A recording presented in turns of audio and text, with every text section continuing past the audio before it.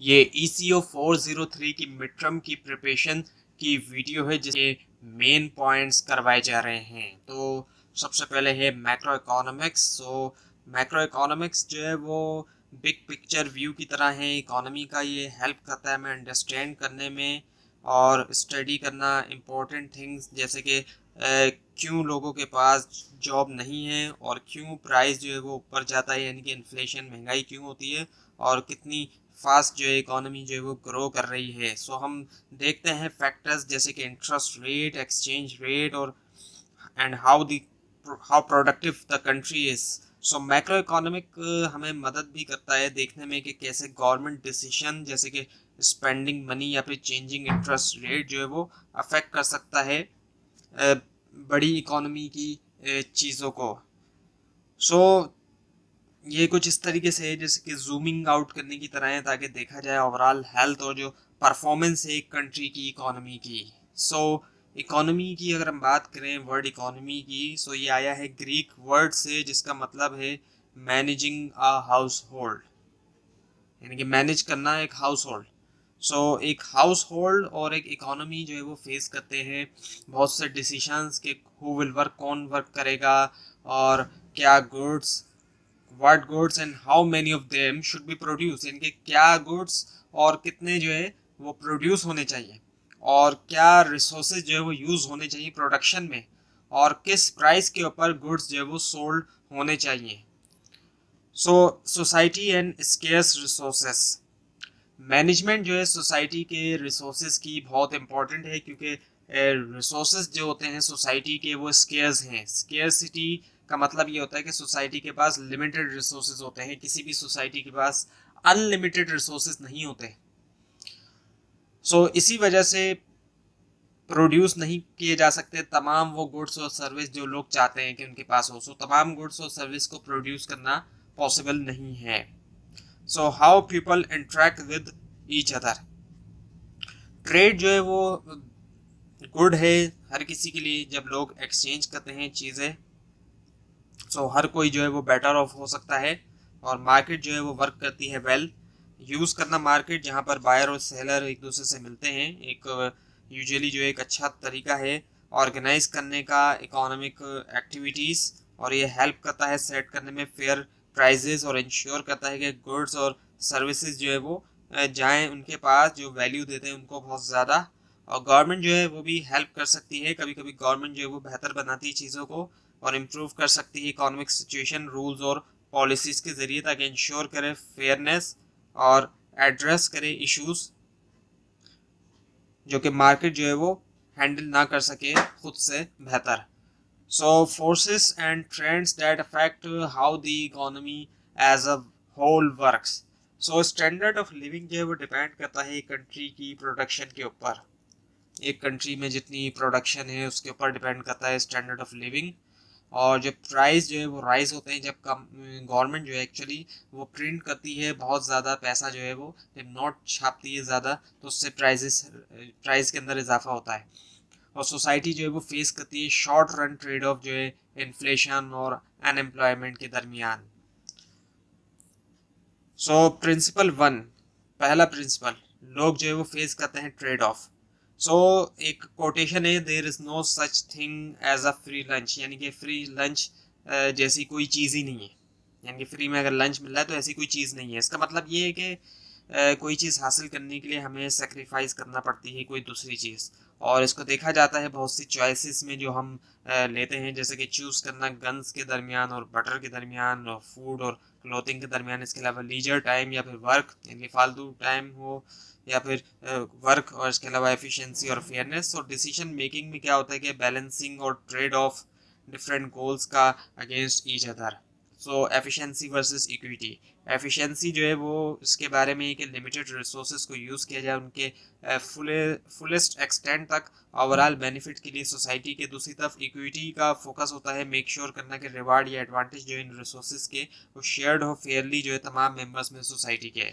Principal to ये है कि cost of something is what you give up to get it. जब decision making होती है इम्पॉर्टेंट होता है कि वे दिया जाए कॉस्ट और बेनिफिट को डिफरेंट ऑप्शंस के। फॉर एग्जांपल, जब डिसाइड किया जाए, जैसे कि दो चीज़ों के दरमियान के कॉलेज जाएं या फिर वर्क और स्टडी करें या फिर जाएं डेट पे, और इसके अलावा स्टडी करें क्लास या फिर सोएं।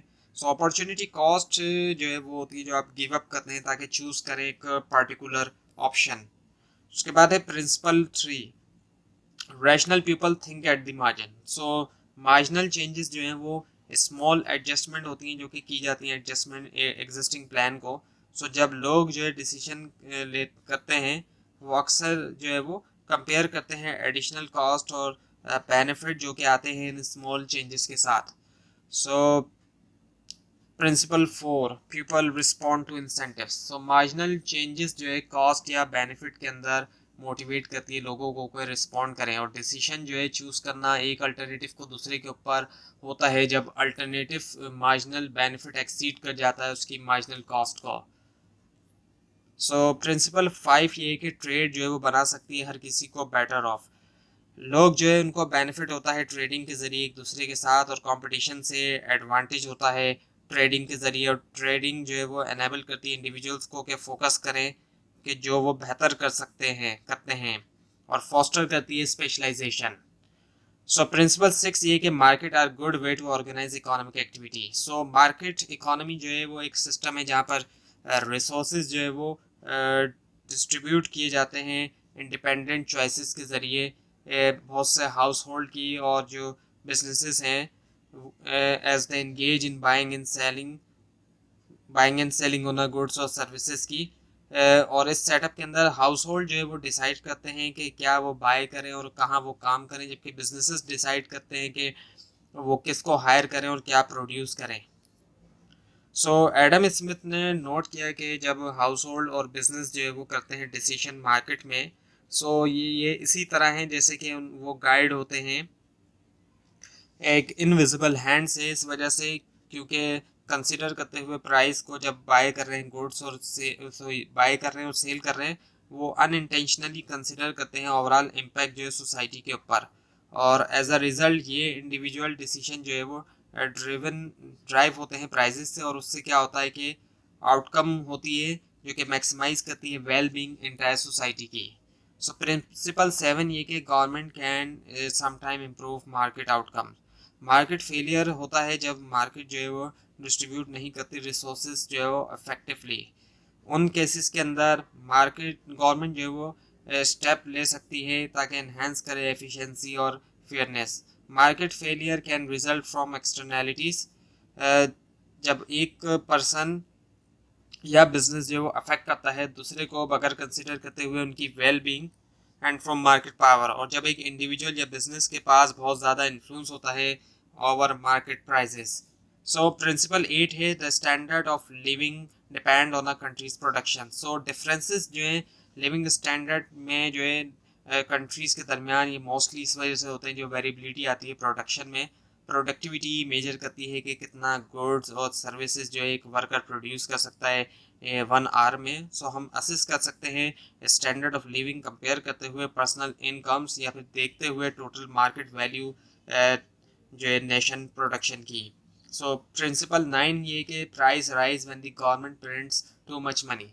सो इन्फ्लेशन जो है वो क्या होता है, महंगाई यानी कि वो क्या है इंक्रीज होना ओवरऑल लेवल में प्राइजेस की इकोनॉमी में, और जो एक कॉज है इन्फ्लेशन का वो क्या है ग्रोथ होना क्वांटिटी में मनी की, यानी कि जब पैसे की क्वांटिटी में इजाफा हो जाएगा तो उससे महंगाई होगी, क्योंकि पैसे की जब क्वांटिटी में इजाफा हो जाएगा तो उसकी वैल्यू में कमी आएगी। जिस तरह किसी भी चीज़ की क्वांटिटी ज़्यादा होती है, तादाद ज़्यादा होती है, सप्लाई ज़्यादा होती है, तो उसकी वैल्यू थोड़ी कम हो जाती है, वो सस्ती हो जाती है एक तरह से, तो पैसा भी एक तरह से सस्ता हो जाता है। So when the government create large quantities of money the value of money fall. तो इसी वजह से जब गवर्नमेंट जो है वो ज़्यादा क्वांटिटी जो है वो प्रोड्यूस करती है, बनाती है पैसे की, सो उससे जो है वो उसकी वैल्यू गिर जाती है। और 10 प्रिंसिपल ये है कि सोसाइटी फेस करती है शॉर्ट रन ट्रेड ऑफ जो है इन्फ्लेशन और अनएम्प्लॉयमेंट के दरमियान। फ्लिप कर्व जो है वो इलस्ट्रेट करता है ट्रेड ऑफ इन्फ्लेशन और अनएम्प्लॉयमेंट के दरमियान। जैसे इन्फ्लेशन डिक्रीज होती है सो अनएम्प्लॉयमेंट इंक्रीज होती है। सो ये जो है शॉर्ट रन ट्रेड ऑफ होता है, यानी कि एक चीज़ बढ़ेगी तो दूसरी कम होगी। उसके बाद ये कि important issues in economic macro economics में कुछ इंपॉर्टेंट इश्यूज हैं, कुछ क्वेश्चंस हैं कि why does the cost of living की प्राइसिंग के कॉस्ट ऑफ लिविंग जो है वो उसमें क्यों इजाफा हो रहा है और क्यों मिलियंस की तादाद में लोग जो है वो अनएम्प्लॉयड हैं, इवन कि इकोनॉमी बूम कर रही है उसके बावजूद भी, और रिसेशंस क्यों हैं, और क्या गवर्नमेंट जो है वो कोई चीज़ कर सकती है कि कॉम्बैट करे, मुकाबला करे रिसेशन का, और क्या गवर्नमेंट बजट डेफिशिट है वो क्या है, और ये कैसे अफेक्ट करता है इकोनॉमी को, और क्यों इकोनॉमी के पास जो है वो ह्यूज ट्रेड डेफिशिट है, और क्यों बहुत से कंट्रीज पुअर हैं, और क्या पॉलिसीज जो है वो हेल्प कर सकती हैं उनको ग्रो आउट करने में पॉवर्टी से। सो वाई लर्न मैक्रो इकोनॉमिक्स, क्यों जो है वो सीखा जाए। सो मैक्रो इकोनॉमी अफेक्ट करती है सोसाइटी की वेलबींग को, जैसे कि अनएम्प्लॉयमेंट है और सोशल प्रॉब्लम वगैरह है। सो मैक्रो इकोनॉमी जो है वो अफेक्ट करती है आपकी वेल बींग को, जैसे कि अनएम्प्लॉयमेंट है और अर्निंग ग्रोथ रेट, इंटरेस्ट है और मॉर्गेज पेमेंट्स हैं। सो इकोनॉमिक मॉडल है क्या होते हैं, ये जो है सिंप्लीफाइड वर्जन होते हैं एक ज़्यादा कॉम्प्लेक्स रियलिटी के, और इनको यूज़ किया जाता है शो करने के लिए रिलेशनशिप इकोनॉमिक वेरिएबल्स के दरमियान, एक्सप्लेन करता है इकोनॉमी का बिहेवियर, और डिवाइस करना पॉलिसी ताकि इम्प्रूव किया जाए economic performance. So supply and demand for new car. So जो मॉडल है डिमांड और सप्लाई का न्यू कार के लिए एक्सप्लेन करता है फैक्टर जो कि डिटरमाइन करते हैं प्राइस जो है कार के और जो क्वांटिटी सोल्ड है, और ये मॉड्यूल अज्यूम करता है कि मार्केट जो है वो कॉम्पिटिटिव है, हर बायर और सेलर जो है वो बहुत स्मॉल है, यानी कि इतना ज़्यादा वो नहीं है उसका शेयर कि वो अफेक्ट करे मार्केट प्राइस को। So the variable include in this model are, जो वेरिएबल इंक्लूड है इस मॉडल में वो क्या है, क्यू स्मॉल डी वो है क्वांटिटी ऑफ कार जो कि बायर डिमांड करता है, और क्यू स्मॉल एस क्वांटिटी जो कि प्रोड्यूसर सप्लाई करता है, और पी जो है प्राइस ऑफ न्यू कार्स, और वाई जो है एग्रीगेट इनकम, और पी स्मॉल एस जो है वो है price of steel. So demand for car. So जो डिमांड इक्वेशन जिसको लिखा जाता है Q small D is equals to D by P Y reveal करती है कि जो क्वांटिटी है कार की, लोग जो कि चाहते हैं बाय करना वो कनेक्टेड है दोनों से, प्राइस जो है कार के और जो ओवरऑल इनकम है। जब हम यूज़ करते हैं जनरल फंक्शनल नोटेशन जैसे कि Q small D is equals to D by P Y, ये इंडिकेट करता है कि रिलेशनशिप वेरिएबल्स के दरमियान, और स्पेसिफिक एक स्पेसिफिक फंक्शनल फॉर्म प्रोवाइड करती है डिटेल और क्वांटिटेटिव एक्सप्रेशन इस रिलेशनशिप का। So supply for car. Supply equation जिसको रिप्रेजेंट किया जाता है Q S is equal to S by P comma P S, indicate करता है कि जो क्वांटिटी है कार की प्रोड्यूसर सप्लाई करते हैं डिपेंड करता है दोनों के ऊपर, प्राइस ऑफ कार और जो प्राइस ऑफ स्टील है। जनरल फंक्शनल नोटेशन जैसे कि Q S is equal to S by P comma P S, ये सजेस्ट करता है कनेक्शन इन वेरिएबल्स के दरमियान। सप्लाई कर्व विजुअली डिस्प्ले करता है लिंक जो है क्वांटिटी ऑफ कार सप्लाइड और जो प्राइस है, अज्यूम करते हुए तमाम दूसरे factors constant. Upward sloping supply curve signify करता है एक पॉजिटिव रिलेशनशिप क्वांटिटी सप्लाइड और प्राइस के दरमियान। सो अब है the effect of an increase in income. एक इंक्रीज होना इनकम में इंक्रीज करता है क्वांटिटी जो है car consumer demand each price के ऊपर, जो कि इंक्रीज करता है इक्विलिब्रियम प्राइस भी और क्वांटिटी भी। और जो इफेक्ट है इंक्रीज होना प्राइस ऑफ स्टील में, अगर इंक्रीज होता है स्टील की प्राइस में वो रिड्यूस करता है क्वांटिटी ऑफ कार जो कि प्रोड्यूसर सप्लाई करते हैं ईच प्राइस के ऊपर, जो कि इंक्रीज करता है मार्केट प्राइस भी और क्वांटिटी को भी वो फिर रिड्यूस कर देता है। Now the endogenous and the exogenous variable. एक एंडोजीनस वेरिएबल जो है वो रिजल्ट की तरह है या फिर आउटपुट जो एक मॉडल का, और ये जो है वेरिएबल है जो कि मॉडल करता है खुद को, focuses on model itself focuses on, और ये कहलाता है डिपेंडेंट वेरिएबल क्योंकि ये जो है डिपेंड करता है factors, it depends on the factors considered with in the model. और एक्सोजीनियस वेरिएबल है जो कि जाना जाता है इंडिपेंडेंट वेरिएबल के तौर पे भी, एक इनपुट है मॉडल का और डिटरमाइंड होता है ये आउटसाइड मॉडल फ्रेमवर्क के। सो ये जो है स्टार्टिंग पॉइंट की तरह है मॉडल के लिए, और सप्लाई के कॉन्टेक्स्ट में और जो डिमांड फॉर मॉडल है फैक्टर्स जो कि सेट किए जाते हैं सेट होते हैं एक्सटर्नली, जैसे कि गवर्नमेंट पॉलिसीज या फिर ग्लोबल इकोनॉमिक पोजीशन, उनको कंसिडर किया जाएगा एक्सोजीनस वेरिएबल, और ये वेरिएबल इन्फ्लुएंस करते हैं मॉडल को लेकिन डिटरमाइन नहीं होते with in it. So exogenous endogenous जो वेरिएबल हैं वो हैं पी, क्यू डी और क्यू एस, और एक्सोजीनस जो है वो हैं वाई पी एस। सो मैक्रो इकोनॉमिस्ट जो है वो ट्राई करते हैं टैकल करना डिफरेंट मैक्रो इकोनॉमिक इश्यूज को मल्टीट्यूड ऑफ मॉडल के जरिए। सो now the prices flexible versus sticky. Flexible prices से मुराद प्राइस होते हैं ऐसे प्राइस जो कि एडजस्ट हो जाते हैं लॉन्ग रन में, जो रिस्पांस में मार्केट शॉर्टेज या सरप्लस के।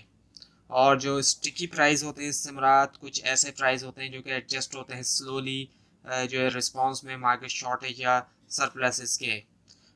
उसके बाद है कि फिर मार्केट क्लियरिंग जो है वो एक अजम्पशन है कि प्राइसेस जो है वो फ्लेक्सिबल है and adjust to equate supply and demand.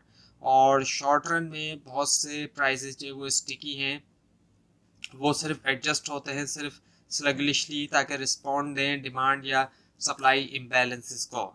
So now the GDP, gross domestic product, ये जो है टोटल मार्केट वैल्यू होती है तमाम गुड्स या सर्विसेज की जिनको प्रोड्यूस किया जाता है पॉलिटिकल बाउंड्री के अंदर एक इकोनॉमी की, और एक given period of time usually तौर पे वो 1 साल का होता है, और ये गवर्नमेंट का ऑफिशियल मेजर होता है कि कैसे कितना आउटपुट जो है हमारी इकोनॉमी प्रोड्यूस करती है।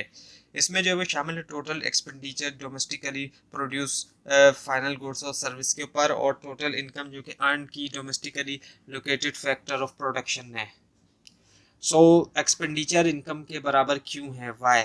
सो हर ट्रांजैक्शन के अंदर बायर एक्सपेंडिचर जो है वो बन जाता है सेलर इनकम। इसी वजह से जो सम है एक्सपेंडिचर का, तमाम एक्सपेंडिचर का, वो इक्वल करता है सम जो है तमाम इनकम के।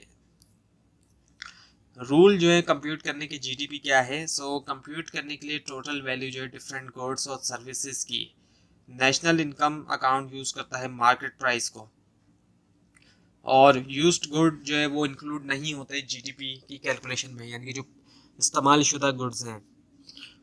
और जो ट्रीटमेंट है इन्वेंट्रीज का वो डिपेंड करता है कि इफ़ द गुड्स और आर स्टोर, अगर गुड्स जो है वो स्टोर हैं और या वो स्पॉइल हैं, और इंटरमीडिएट गुड्स को भी काउंट नहीं किया जाता, सिर्फ फाइनल जो गुड्स होते हैं उन्हीं को ही लिया जाता है।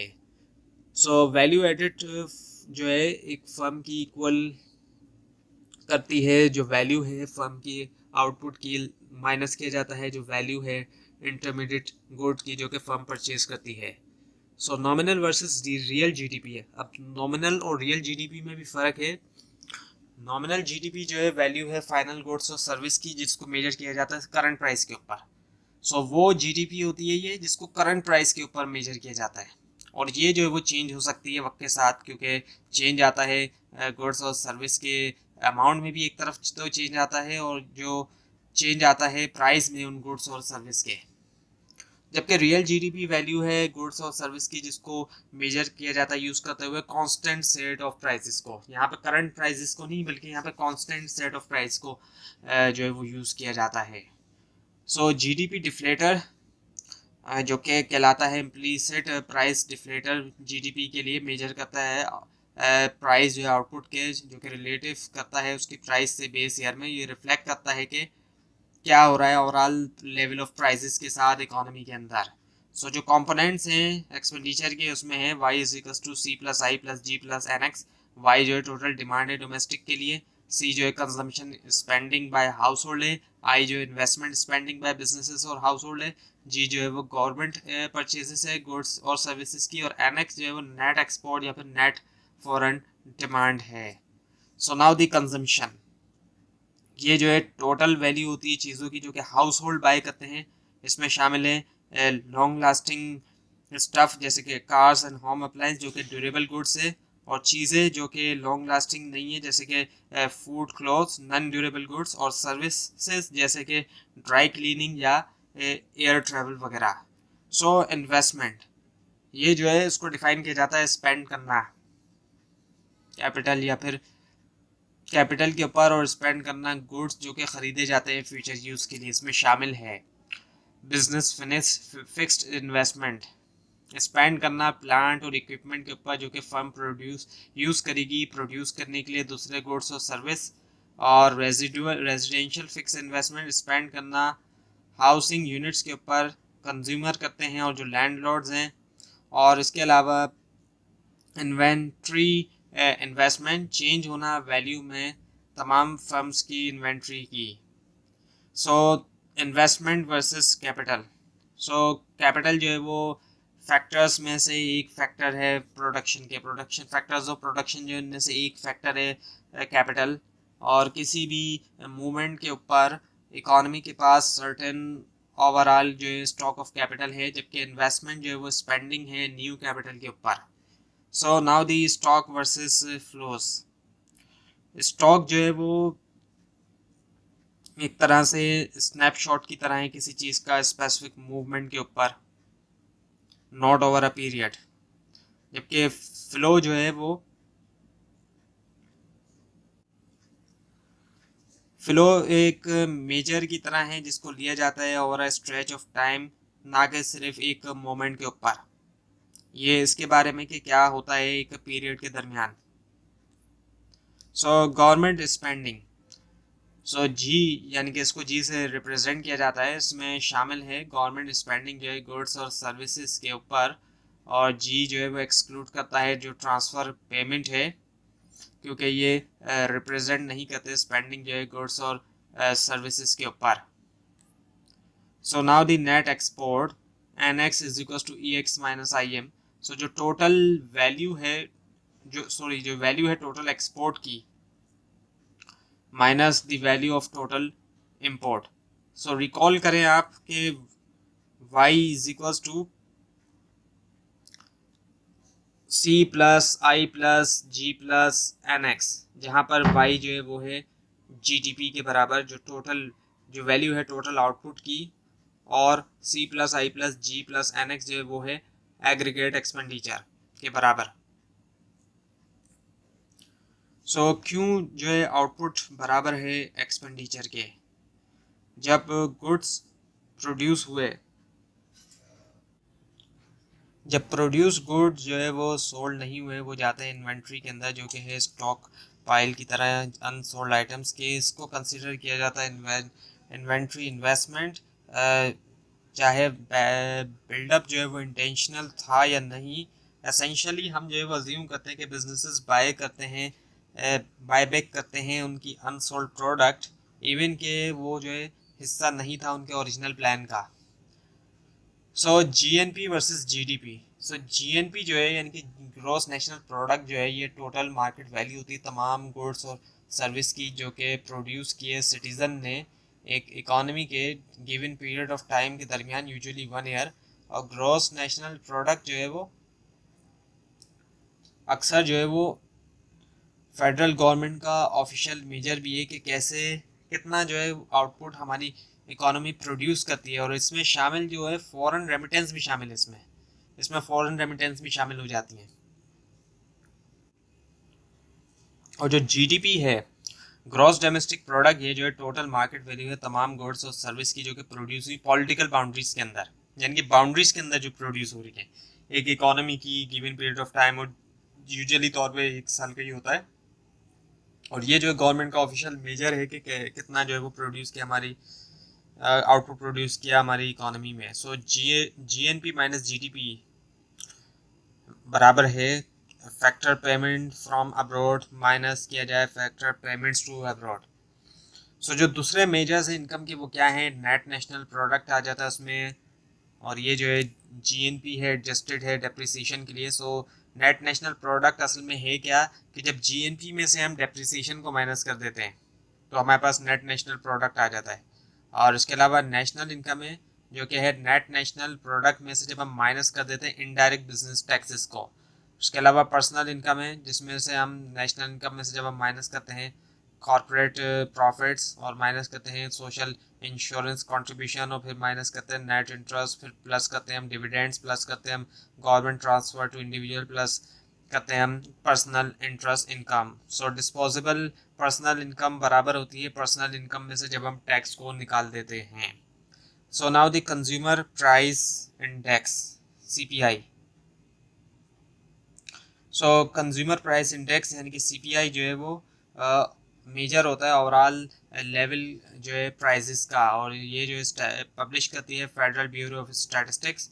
इसको यूज़ किया जाता है ट्रैक करने के लिए जो चेंजेस होती हैं typical house hold cost of living में। एडजस्ट करता है बहुत से कॉन्ट्रैक्ट जो है इन्फ्लेशन के लिए, अलाउ करता है कंपैरिजन जो है डॉलर फिगर का डिफरेंट ईयर्स से। कैसे कंस्ट्रक्ट किया जाए सीपीआई? पहला ये कि survey consumer to determine composition of the typical consumer baskets of good. अब इस स्टेप में क्या होता है कि लोगों से पूछा जाता है कि क्या गुड्स और सर्विस वो टिपिकली बाय करते हैं, और यह जो है वो हेल्प करता है अंडरस्टैंड करने में स्पेंडिंग हैबिट्स और जो प्रेफरेंसेस हैं कंज्यूमर्स की। दूसरा ये कि every month collect data on prices of all items in the basket and compute cost of basket. Regular basis के ऊपर जो है वो गैदर करना इंफॉर्मेशन जो है वो प्राइजेस के बारे में हर आइटम की जो है वो कंज्यूमर मार्केट बास्केट में, और इसमें क्या है शामिल के ट्रैक करना कॉस्ट जो है इन गुड्स की और सर्विसेज की ओवर टाइम। और उसके बाद है CPI in any month equals, यानी कि कंज्यूमर प्राइस इंडेक्स जो है एक पर्टिकुलर मंथ के लिए उसको जो है वो कैलकुलेट किया जाता है by dividing total cost of basket in that month by cost of basket in the base period, और उसके बाद मल्टीप्लाई किया जाता है उसको 100 से ताकि हासिल की जाए परसेंटेज। रीज़न कि क्यों जो है सीपीआई ओवरस्टेट कर सकता है इन्फ्लेशन। सब्सटीट्यूशन बायस, सीपीआई जो है वो एम्प्लाई करता है फिक्स्ड वेट, मीनिंग के ये अज्यूम करता है कंज्यूमर जो है वो हमेशा बाय करता है सेम क्वांटिटीज जो है हर गुड की उनके बास्केट में। और उसके बाद है फिर इंट्रोडक्शन ऑफ न्यू गुड्स। जब न्यू गुड्स इंट्रोड्यूस होते हैं मार्केट में वो अक्सर इन्हेंस करते हैं कंज्यूमर की वेल बीइंग और इंक्रीज करते हैं वैल्यू जो वो हासिल करें उनके पैसों के लिए। और उसके बाद है फिर unmeasured changes in quality. Quality improvement जो है गुड्स और सर्विसेज की इन्हेंस कर सकती है वैल्यू जो कंज्यूमर रिसीव करते हैं उनकी स्पेंडिंग के लिए। Now the CPI versus GDP deflator.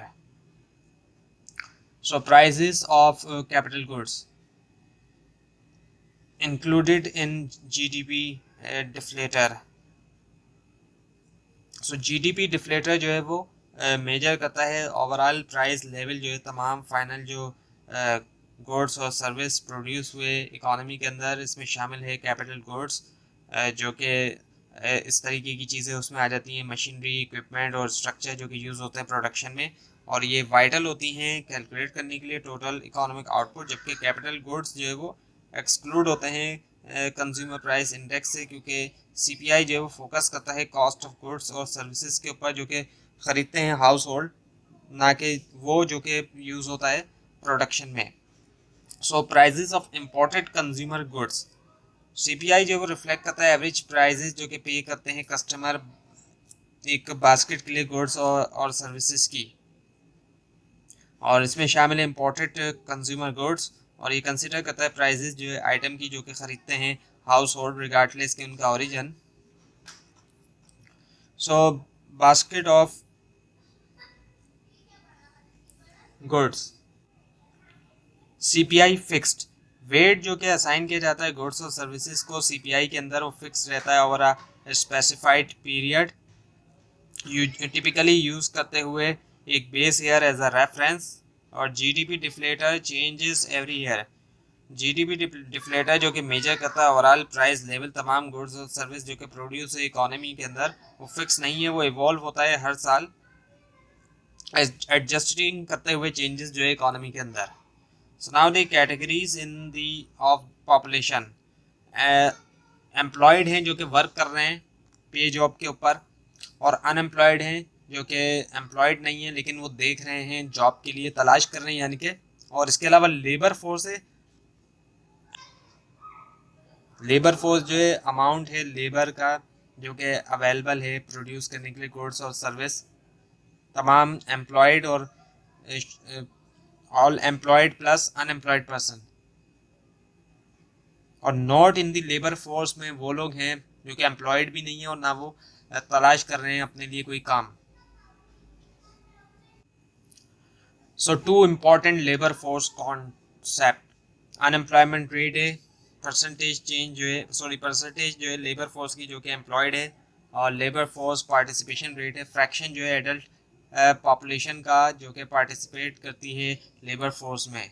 So now the Okun's law, Okun's law जो है वो स्टेट करता है कि 1% डिक्रीज होना अनएम्प्लॉयमेंट में वो एसोसिएट है 2% पॉइंट के साथ एडिशनल ग्रोथ के रियल जीडीपी में।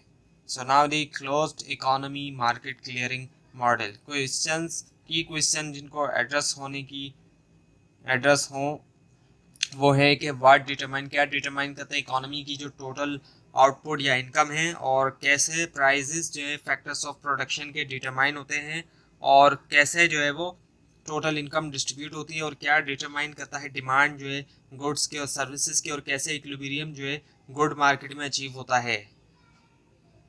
सो सप्लाई साइड में शामिल है फैक्टर मार्केट, और डिटरमाइन करती है आउटपुट या इनकम, और डिमांड साइड में शामिल है डिटर्मिनेंट्स CIG। इक्विलिब्रियम जो है वो है good market, loanable fund market.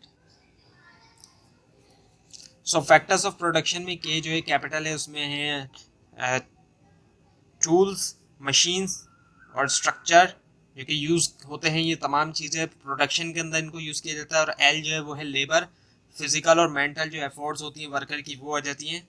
सो उसके बाद है फिर the production function. Production function को जो है वो डिनोट किया जाता है कुछ इस तरीके से कि y is equals to F by K L, और ये फंक्शन शो करता है कि कितना आउटपुट जो है इकोनॉमी प्रोड्यूस कर सकती है। आउटपुट जो है y यानी कि इकोनॉमी प्रोड्यूस कर सकती है k यूनिट ऑफ कैपिटल से, और जो l यूनिट है लेबर के उससे, और ये रिफ्लेक्ट करता है इकोनॉमी लेवल जो है टेक्नोलॉजी का, और एग्जिबिट करता है कांस्टेंट रिटर्न टू स्केल। सो जो अजम्पशन है मॉडल के वो क्या है, वो ये है कि टेक्नोलॉजी जो है वो फिक्स है, और इकोनॉमी जो है वो इकोनॉमी सप्लाई जो है कैपिटल और लेबर की जो है वो फिक्स है। के जो है वो बराबर है के, और एल जो है वो बराबर है एल के।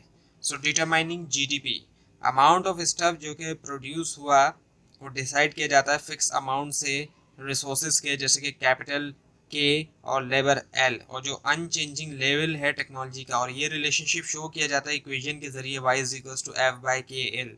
सिंपलर टर्म में कितना हम जो है वो बना सकते हैं, यानी कि y वो डिपेंड करता है रिसोर्सेज जो हमारे पास है कैपिटल और लेबर, और टेक्नोलॉजी जो हम यूज़ करते हैं। So distribution of national income, distribution जो है वो नेशनल इनकम की वो डिटरमाइन होती है फैक्टर प्राइसेस से, और प्राइसेस पर यूनिट जो है जो कि फर्म पे करती है फैक्टर्स ऑफ प्रोडक्शन के लिए। वेज जो होती है वो जो है प्राइस होती है एल की यानी कि लेबर की, और रेंटल जो है वो प्राइस है कैपिटल का। सो नोटेशंस है कुछ हमारे पास, डब्ल्यू जो है वो है नॉमिनल वेज, आर जो है वो है नॉमिनल रेंटल रेट, और पी जो है वो प्राइस है आउटपुट की, और डब्ल्यू बाई पी जो रियल वेज है, और R by P real rental rate है। So how factor prices are determine, कैसे फैक्टर प्राइसेस डिटरमाइन होते हैं। फैक्टर प्राइसेस जो है वो डिटरमाइन होते हैं सप्लाई से एंड डिमांड इन, और जो डिमांड है फैक्टर मार्केट में। So now the demand for labour. So assume करें कि मार्केट जो है वो कॉम्पिटिटिव है, और हर फर्म जो है वो लेती है WRP को एज गिवन। बेसिक आइडिया ये कि फर्म हायर करती है हर यूनिट जो है लेबर का, अगर कॉस्ट जो है एक्सीड ना करे बेनिफिट को, और कॉस्ट जो है वो बराबर है रियल वेज के, और बेनिफिट बराबर है मार्जिनल प्रोडक्ट ऑफ लेबर के। सो मार्जिनल प्रोडक्ट ऑफ लेबर यानी कि MPL, एक्स्ट्रा आउटपुट जो कि फर्म प्रोड्यूस कर सकती है यूज़ करते हुए एक्स्ट्रा यूनिट जो है लेबर का। Diminishing marginal return, diminishing marginal return क्या है? सो जब आप इंक्रीज करते हैं अमाउंट ऑफ रिसोर्सेज जैसे कि लेबर, जबकि रखते हुए दूसरा फैक्टर जो है कैपिटल के उसको कांस्टेंट, लेबर जो एल से रिप्रेजेंट किया जा रहा है, कैपिटल जो है वो के से। सो लेबर को इंक्रीज किया जा रहा है, जबकि कैपिटल के को जो है वो कांस्टेंट फिक्स रखा जा रहा है। सो जो एडिशनल आउटपुट होगा हर यूनिट का जो कि लेबर प्रोड्यूस कर रहा है, additional output each unit of labour produces, उसमें कमी आती चली जाएगी, उसमें जो है वो कमी आती चली जाएगी। सो इमेजिन करें कि आप ये इमेजिन करें कि मशीनें कम हैं, वर्कर ज़्यादा हो रहे हैं, तो इससे क्या होगा, लोअर प्रोडक्टिविटी होगी। सो सिंपल टर्म में अगर हम बात करें तो यही होगा, जैसे जैसे आप जो है वो एक ऐड करते हैं एक इनपुट, इंक्रीज किए हुए दूसरे को, तो एफिशिएंसी जो है वो हर एडिशनल यूनिट की गिरती चली जाएगी। यानी कि मशीनों में इजाफा नहीं किया जा रहा बल्कि लेबर में ही इजाफा किया जा रहा है। तो उसका नतीजा क्या निकलेगा कि जो नए आने वाले लेबर होंगे वो उतना ज़्यादा आउटपुट प्रोड्यूस नहीं कर सकेंगे, क्योंकि उनको मशीनों की ज़रूरत है ज़्यादा। इस वजह से मशीनें जो है वो कम होती चली जाएंगी इस वजह से। So determining the rental income, so हमने सीखा कि मार्जिनल प्रोडक्ट जो है लेबर की वो बराबर है equal to the real wage. Real wage को जब हम डिवाइड करते हैं प्राइस से, W/P, यानी कि सिमिलरली जो है मार्जिनल प्रोडक्ट ऑफ कैपिटल यानी कि MP के जो है वो बराबर है रेंटल रेट ऑफ कैपिटल जो कि R है डिवाइडेड बाय प्राइस लेवल जो कि है P। सो जब हम कंसिडर करते हैं diminishing return to capital, so marginal product of capital जो है वो डिक्रीज होती है जैसे अमाउंट ऑफ कैपिटल इंक्रीज होता है। So marginal product of capital serve करती है as a firm demand curve जो है वो रेंटिंग कैपिटल के लिए। सो मैक्सिमाइज करने के लिए प्रॉफिट फर्म चूज करती है अमाउंट ऑफ कैपिटल के, जहां मार्जिनल प्रोडक्ट ऑफ कैपिटल जो है वो इक्वल करता है रेंटल कॉस्ट जो है कैपिटल की डिवाइड करते हुए प्राइस लेवल। सिंपलर टर्म में फर्म जो है वो करती है ऑप्टिमल डिसीजन बैलेंसिंग करते हुए additional output gain from more capital with the cost of renting that capital. So the new classical theory of distribution, ये थ्योरी जो है वो सजेस्ट करती है कि हर इनपुट जो है प्रोडक्शन में उसको पे मिलता है उसकी कंट्रीब्यूशन के मुताबिक ओवरऑल जो आउटपुट के लिए होती है, जो कि जाना जाता है मार्जिनल प्रोडक्ट के तौर पे। और ये जो है आइडिया वाइडली एक्सेप्टेड है मोस्ट इकोनॉमिस्ट के दरमियान। सो जो कंपोनेंट है एग्रीगेट डिमांड के, उसमें है C जो कि है कंज्यूमर डिमांड, I जो है डिमांड फॉर इन्वेस्टमेंट गुड्स है, G जो है वो गवर्नमेंट डिमांड है, और उसके बाद है फिर कंजम्पशन। सो डिस्पोजेबल इनकम जो है वो total income minus total taxes है, यानी कि Y माइनस T। और कीन्सियन कंजम्पशन फंक्शन जो है उसको लिखा जा सकता है कुछ इस तरीके से कि C is equal to C by Y minus T, और ये शो करता है कि Y minus T by C।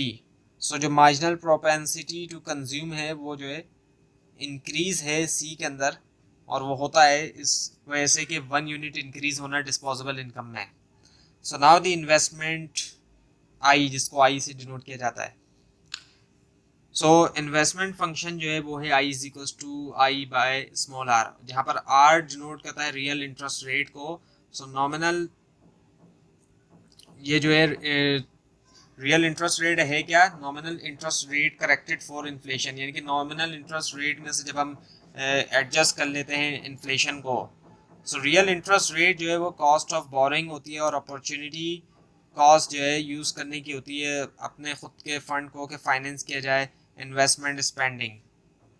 So government spending G से जिसको डिनोट किया जाता है, इसमें शामिल है, इस G में इंक्लूड है गवर्नमेंट स्पेंडिंग जो है गुड्स और सर्विस के ऊपर, और ये जो है एक्सक्लूड करती है ट्रांसफर पेमेंट, अज्यूम करते हुए कि गवर्नमेंट स्पेंडिंग और जो टोटल टैक्सेस हैं। सो मार्केट फॉर गुड्स और service, summarizing the discussion so far. So Y जो है वो बराबर है C plus I plus G, और C जो है वो है C by Y minus T, और I is equal to I by small r, and G is equal to G and T is equal to T। So the loanable funds market एक basic supply demand model जो है financial system का, सिर्फ एक ही asset है जो कहलाता है लोनेबल फंड, और डिमांड जो इन फंड्स की वो आती है उनसे जो जो चाहते हैं इन्वेस्ट करना, और सप्लाई उनसे आती है जो चाहते हैं सेव करना। और जो प्राइस इन फंड की वो सिमिलर है कॉस्ट के, जिसको रिप्रेजेंट किया जाता है रियल इंटरेस्ट रेट से।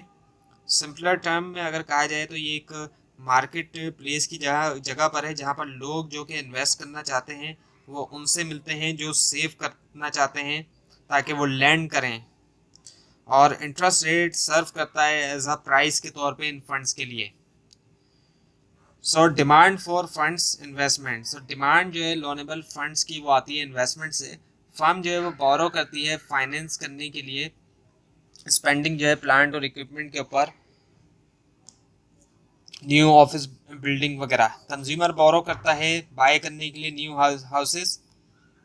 सो ये डिपेंड करती है नेगेटिवली जो है आर के ऊपर, और जो प्राइस है लोनेबल फंड की।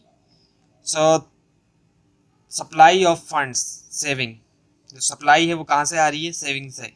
सप्लाई जो है लोनेबल फंड्स की वो आती है सेविंग से। हाउस होल्ड जो है वो अपनी सेविंग को यूज़ करते हैं ताकि वो कर सकें बैंक डिपॉजिट, परचेज करना बॉन्ड्स को, दूसरे एसेट्स। और ये फंड्स जो है वो अवेलेबल हो जाते हैं फर्म्स के लिए कि वो बोरो करें ताकि वो फाइनेंस करें इन्वेस्टमेंट स्पेंडिंग। गवर्नमेंट जो है वो भी कंट्रीब्यूट कर सकती है सेविंग को।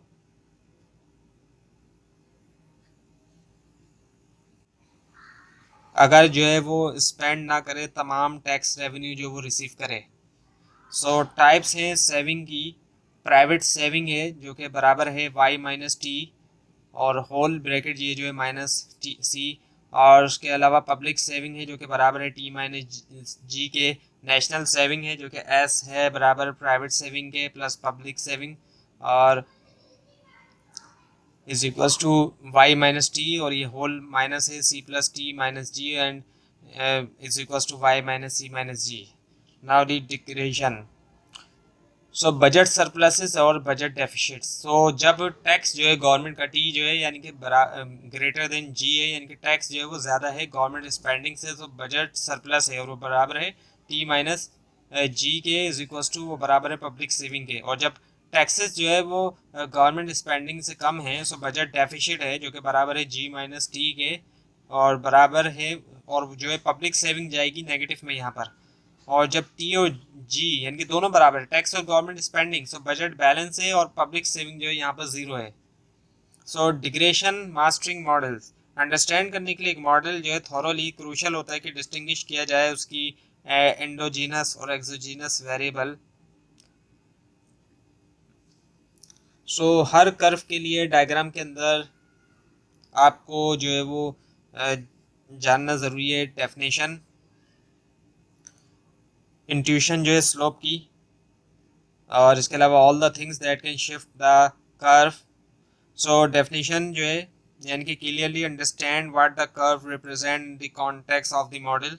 और जो इंट्यूशन है स्लोप की, graph why the curve has a particular slope, यानी कि क्यों जो है कर्व का एक पर्टिकुलर स्लोप है, और ये क्या सिग्निफाई करता है मॉडल के अंदर। और इसके अलावा all the things that can shift the curve, यानी कि आइडेंटिफाई करना फैक्टर जो कि सबब बन सकते हैं कर्व को मूव करने का। और इसके अलावा जो है वो है use the model to analyze the effects of each item in to C. So इसमें क्या है कि कंसिडर करना कि कैसे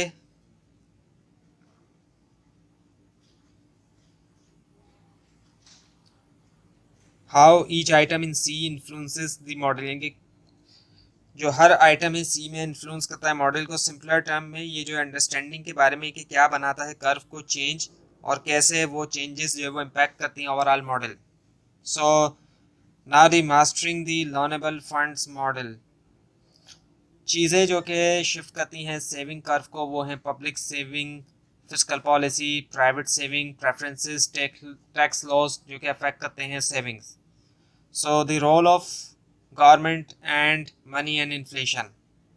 सो अगर गवर्नमेंट जो है वो रेज करती है स्पेंडिंग जो है डिफेंस के ऊपर, या फिर इम्प्लीमेंट करती है सब्सटेंशियल टैक्स कट, सो हमारे मॉडल के मुताबिक दोनों एक्शन से क्या होगा, रिडक्शन होगा नेशनल सेविंग के अंदर। स्पेसिफिकली जब गवर्नमेंट जो है वो गवर्नमेंट स्पेंडिंग जो है वो इंक्रीज होती है, नेशनल सेविंग जो है वो डिक्रीज होती है। और जब टैक्स डिक्रीज होते हैं कंज्यूमर स्पेंडिंग जो है वो ऊपर जाती है, जबकि नेशनल सेविंग जो है वो डिक्रीज होती है। सो सिंपलर टर्म में बूस्ट करना गवर्नमेंट स्पेंडिंग या फिर कट करना टैक्स, उससे क्या होता है रिजल्ट होता है लेस नेशनल सेविंग में इस मॉडल के मुताबिक। So now the rise in investment demand when saving depends on interest rate. So जब लोग जो है चाहते हैं इन्वेस्ट करना ज़्यादा है, उससे क्या होता है कि इंटरेस्ट रेट जो है वो जाता है ऊपर, और उससे फिर क्या होता है कि इंक्रीज़ होता है दोनों में अमाउंट ऑफ इन्वेस्टमेंट और जो टोटल अमाउंट है सेविंग का। सिंपलर टर्म में कहा जाए सो अगर जो है हायर इंटरेस्ट होता है इन्वेस्टिंग के अंदर, तो ये ना सिर्फ रेस करता है इंटरेस्ट रेट बल्कि बूस्ट भी करता है दोनों अमाउंट इन्वेस्टमेंट और सेविंग जो कि होते हैं ओवरऑल सिस्टम में। सो classical theory of inflation. Inflation क्या है इन इकोनॉमिक्स? इन्फ्लेशन जो है वो है राइज होना जनरल लेवल में प्राइसेस की, गुड्स की भी और सर्विसेज की भी एक इकोनॉमी में over a period of time. इसको ये महंगाई कहा जाता है इसको उर्दू में। उसके बाद है फिर connection between money and prices, यानी कि क्या कनेक्शन है इन दोनों के दरमियान, प्राइस के दरमियान भी है और जो पैसा है उसके दरमियान। सो इन्फ्लेशन रेट जो है वो परसेंटेज राइज होता है ओवरऑल प्राइस लेवल में। प्राइस इस कॉन्टेक्स्ट के अंदर जो है अमाउंट ऑफ मनी होता है जो कि ज़रूरी होता है परचेज करने के लिए गुड को। सो प्राइस जो कि मेजर्ड होते हैं मनी में, एसेंशियल होता है कि सोचा जाए करेक्टरिस्टिक्स के बारे में पैसे की, और कितना जो है वो अवेलेबल है और कैसे वो रेगुलेट होता है या कंट्रोल होता है। सो सिंपलर टर्म में अगर कहा जाए तो अंडरस्टैंड करना इन्फ्लेशन, इसमें जो है वो क्या है देखना कि कैसे जनरल कॉस्ट जो है गुड्स या सर्विस की इंक्रीज होती है ओवर टाइम, जो कि क्लोजली टाइड है नेचर और मैनेजमेंट के साथ पैसे की। सो now the money. So money जो है वो कलेक्शन की तरह है रिसोर्सेज के, जो कि आप जो है इजीली यूज़ कर सकते हैं बाय करने के लिए चीज़ें।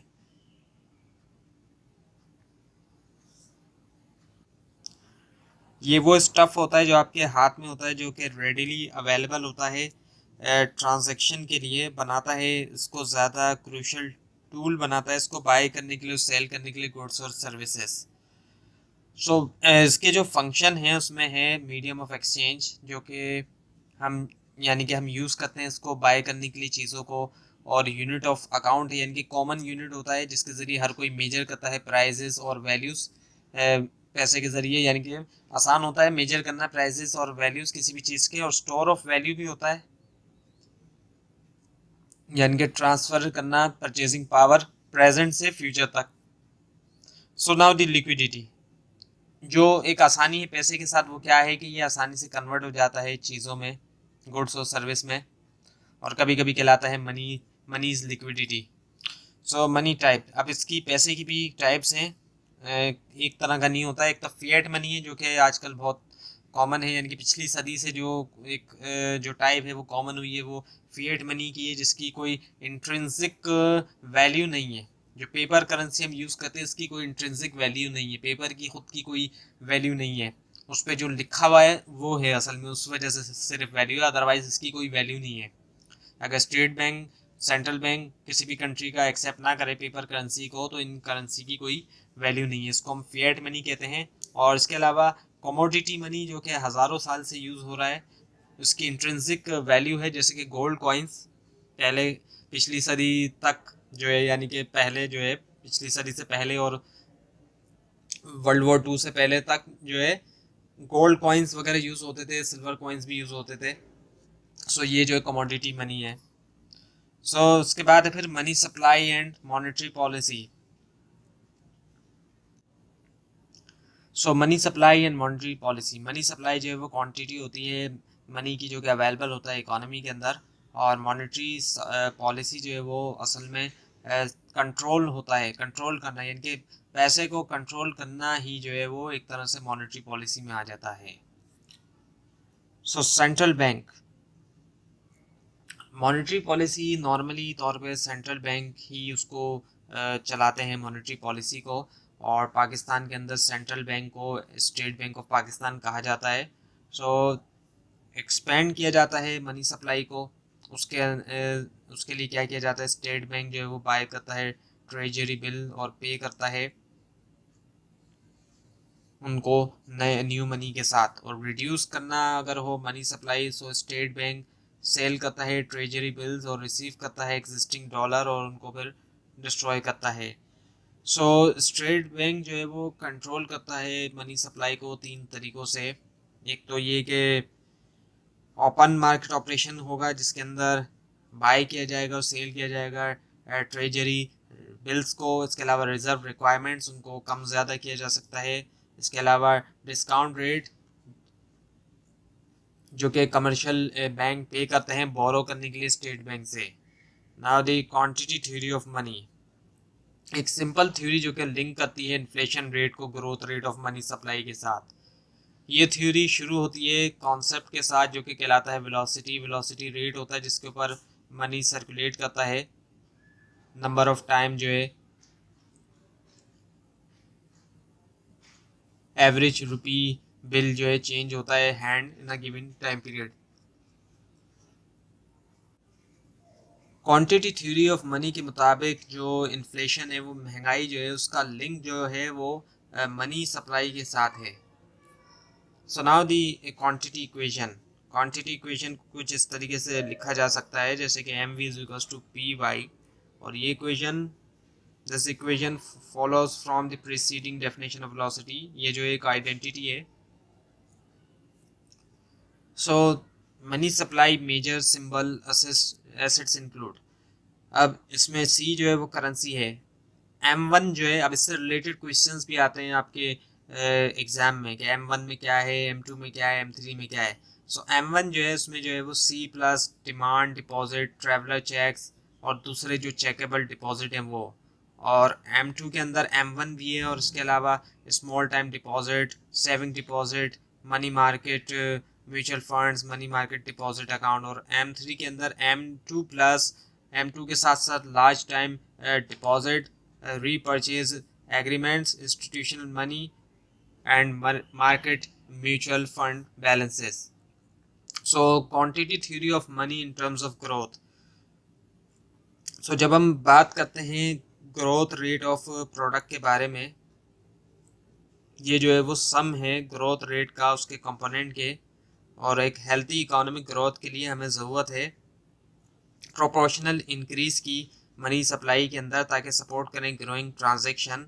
अगर मनी सप्लाई ग्रो होती है ज़रूरत से ज़्यादा, उससे फिर क्या होगा, इन्फ्लेशन होगा, महंगाई होगी। So quantity theory of money के मुताबिक जो रेट ऑफ इन्फ्लेशन है वो एक्सपेक्टेड होता है कि क्लोजली मैच करे जो चेंजेस आते हैं rate of money supply growth में। सिंपलर टर्म में कहा जाए तो एक्सेसिव इंक्रीज हो जाना अमाउंट ऑफ मनी जो कि सर्कुलेट हो रहा है वो कंट्रीब्यूट कर सकता है प्राइजेस के अंदर इजाफा होना। सो नाउ दी सीनियरेज। सो इंक्रीज करने के लिए स्पेंडिंग बगैर रेज किए हुए टैक्सेस या फिर सेल करना बॉन्ड्स, गवर्नमेंट के पास ऑप्शन ये होता है कि वो फिर प्रिंट करें ज़्यादा पैसा, और जो फंड्स जनरेट होता है इस प्रोसेस से वो कहलाया जाता है सीनियरेज। सिंपलर टर्म में कहा जाए तो ये जो है रेवेन्यू की तरह है जो कि गवर्नमेंट हासिल करती है। किस तरीके से हासिल करती है, क्रिएट करते हुए एडिशनल मनी, ना कि वो रिलाई करे दूसरे फाइनेंशियल ट्रेडिशनल फाइनेंशियल मेथड्स के ऊपर। So now the inflation tax, nominal interest rate जिसको रिप्रेजेंट किया जाता है स्मॉल आई से, ये जो है रेट होता है जो कि एडजस्ट नहीं होता है इन्फ्लेशन के लिए, जबकि दूसरी तरफ रियल इंटरेस्ट रेट होता है जो जिसको डिनोट किया जाता है आर से, स्मॉल आर से। ये रेट ऐसा होता है जिसमें इन्फ्लेशन भी एडजस्ट होता है।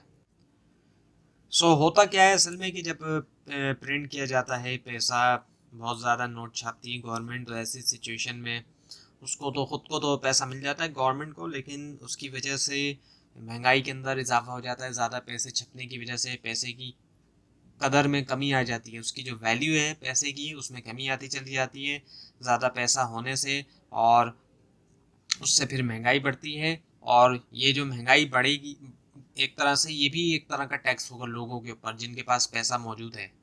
जिनके पास पैसा मौजूद है उनके जो पैसा है उसकी तो वैल्यू कम हो रही है। गवर्नमेंट के पास तो पैसा जा रहा है लेकिन जो उनके पास पैसा रखा हुआ है उसकी तो वैल्यू कम हो रही है। सो ये भी एक तरह का टैक्स होता है जिसको इन्फ्लेशन टैक्स कहते हैं। सो inflation and interest rate. So nominal interest rate जिसको आई से रिप्रेजेंट किया जाता है ये एडजस्ट नहीं होता इन्फ्लेशन रेट के लिए, ये बात पीछे भी आ गई आपके पास। और जो रियल इंटरेस्ट रेट आर है वो एडजस्ट होता है इन्फ्लेशन के लिए। So now the Fisher effect. जो फिशर इक्वेशन है जिसको रिप्रेजेंट किया जाता है I is equal to R plus S is equal to I, जहाँ डिटरमाइन करती है आर, डिटरमाइन करती है रियल इंटरेस्ट रेट। सो एक इंक्रीज होना एक्सपेक्टेड इन्फ्लेशन में results in an equal increase in the nominal interest rate. और ये जो डायरेक्ट रिलेशनशिप है वो जाना जाता है फिशर इफेक्ट के तौर पर। सिंपलर टर्म में कहा जाए तो जब एंटिसिपेटेड इन्फ्लेशन ऊपर जाता है, इंटरेस्ट रेट जो है वो राइज होगा सेम अमाउंट से। तो ये थी आज की video. So money demand and the nominal interest rate. So quantity theory of money suggest करती है कि जो डिज़ायर है होल्ड करने की मनी को वो मेनली डिपेंड करती है रियल इनकम वाई के ऊपर, जबकि दूसरा फैक्टर जो कि इन्फ्लुएंस कर रहा है मनी डिमांड को वो है नॉमिनल इंटरेस्ट रेट। सो ये रेट रिप्रेजेंट करता है जो कॉस्ट है होल्ड करने की मनी को इंस्टेड के इन्वेस्ट किया जाए इंटरेस्ट अर्निंग एसेट्स जैसे कि बॉन्ड्स। सो इक्विलिब्रियम जो है वो होता है कब होता है, जब सप्लाई जो रियल मनी बैलेंसेस की बराबर होती है रियल मनी डिमांड के। उसके बाद ये कि कॉमन मिस परसेप्शन क्या है, लोग अक्सर जो है वो इन बिलीफ रखते हैं कि इन्फ्लेशन रिड्यूस कर देता है रियल वेजेस को। और ये ट्रू भी है शॉर्ट रन के अंदर जब वेजेस फिक्स्ड होती हैं कॉन्ट्रैक्ट से। सो लॉन्ग रन के अंदर रियल वेजेस इन्फ्लुएंस होती है फैक्टर्स से जैसे कि लेबर सप्लाई और प्रोडक्टिविटी जो है वर्कर की। सो जो प्राइस लेवल या इन्फ्लेशन रेट है उसका जो है वो लास्टिंग इम्पैक्ट नहीं होता रियल वेजेस के ऊपर वक्त के साथ।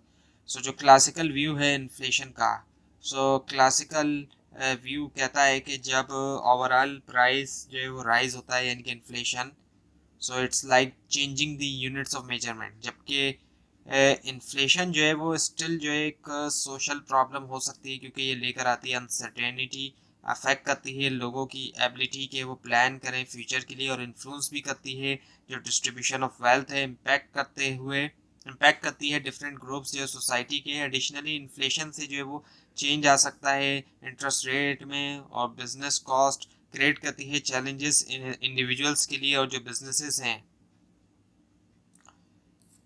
सो social cost of inflation. Social cost जो इन्फ्लेशन की फॉल करती है दो कैटेगरीज में, कॉस्ट जब इन्फ्लेशन एक्सपेक्टेड है और एडिशनल कॉस्ट जब इन्फ्लेशन जो है वो डिफरेंट है जो लोगों ने एक्सपेक्ट की थी।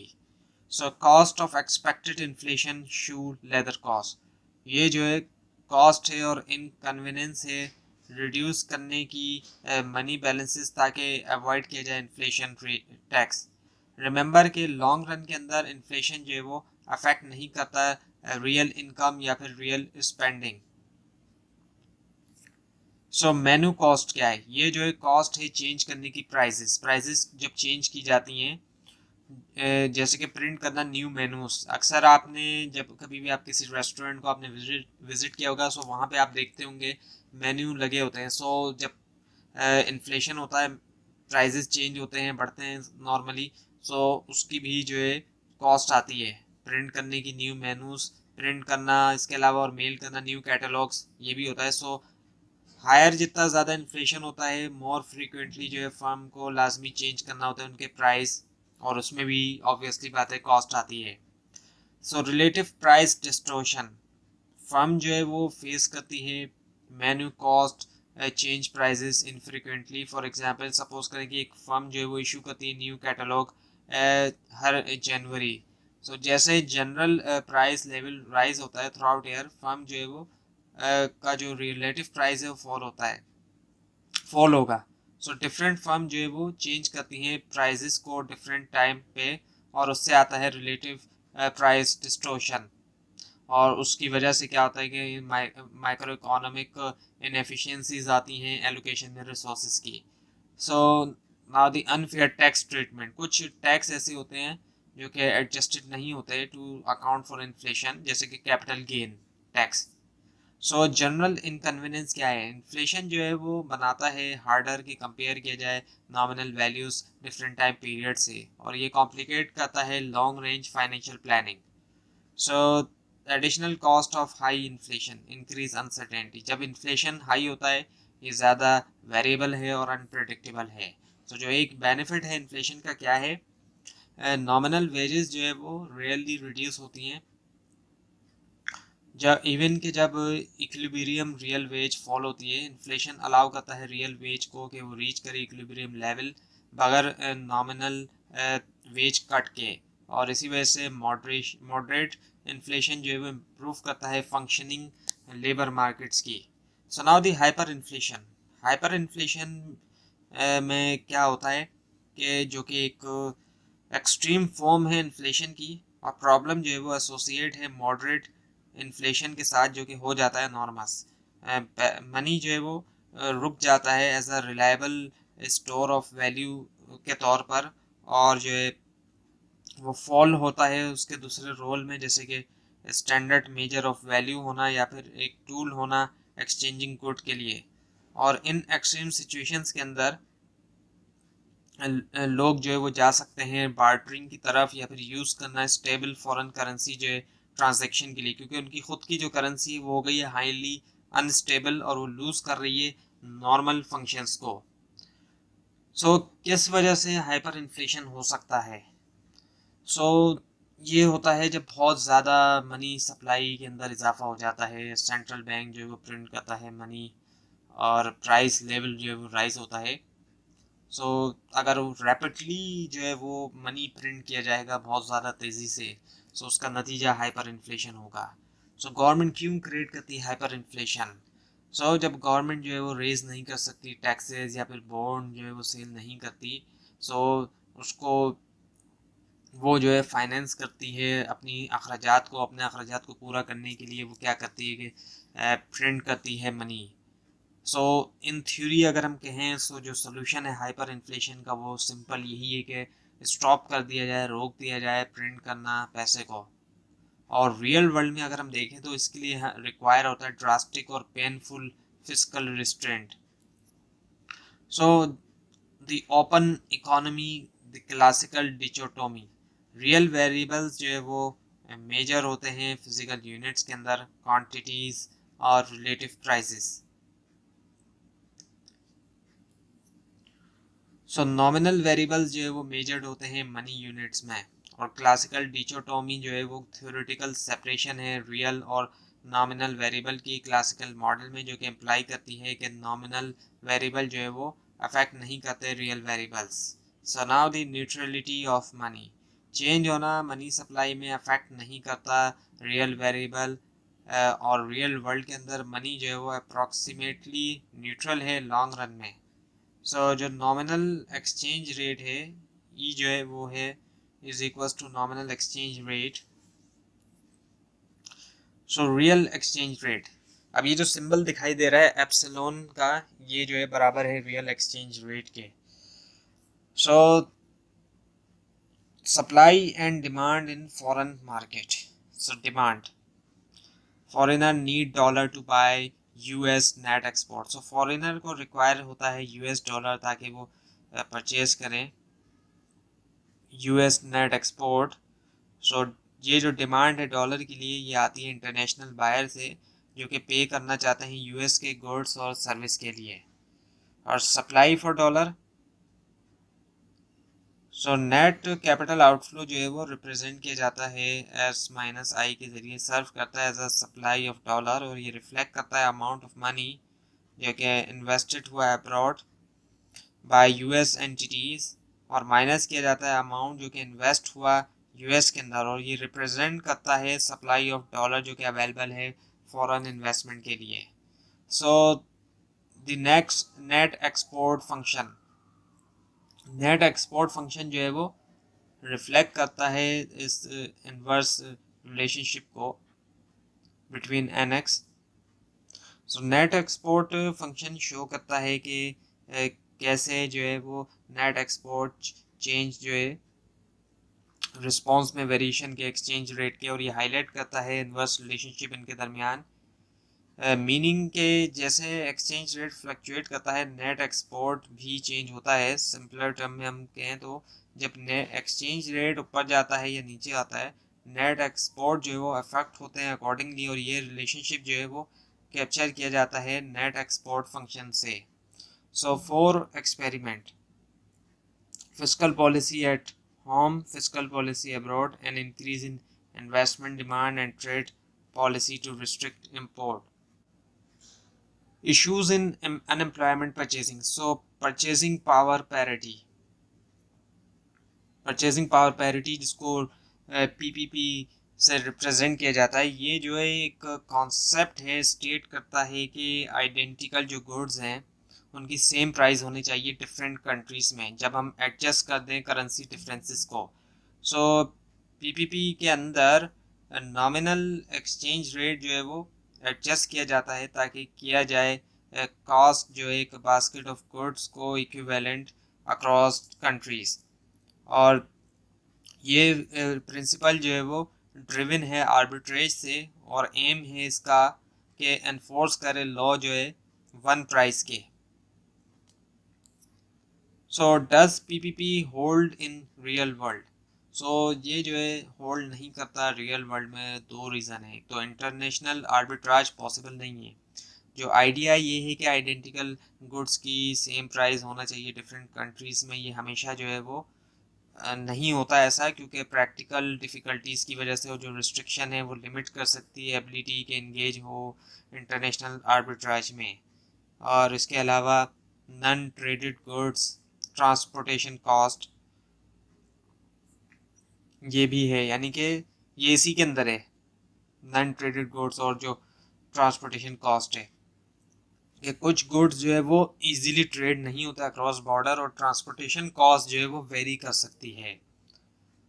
और इसके अलावा जो goods of different countries not perfect substitution, जो गुड्स हैं डिफरेंट कंट्रीज के वो परफेक्ट सब्सटीट्यूट नहीं है। सो डिफरेंट कंट्रीज से जो है गुड्स जो होते हैं वो हमेशा एक दूसरे के परफेक्ट सब्सटीट्यूट नहीं होते, वेरिएशन आती है क्वालिटी में। दोनों एक ही चीज़ दोनों कंट्रीज में अगर हैं तो उनकी क्वालिटीज़ में फ़र्क आएगा, ब्रांड की प्रेफरेंसेस के ऊपर भी फ़र्क आएगा, और दूसरे भी फैक्टर्स आते हैं जो कि कंट्रीब्यूट करते हैं डिफरेंसेस में प्राइस के ऊपर।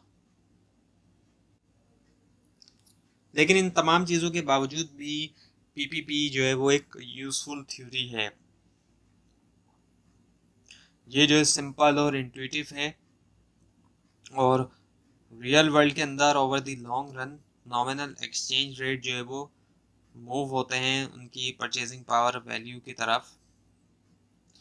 मतलब ये कि शॉर्ट रन फ्लक्चुएशन के बावजूद एक्सचेंज रेट की जो है वो एक टेंडेंसी होती है कि वो एडजस्ट करें ताकि जो कॉस्ट है बास्केट ऑफ गुड्स की डिफरेंट कंट्रीज़ में जब कन्वर्ट किया जाए कॉमन करेंसी को, वो हो जाए ज़्यादा इन लाइन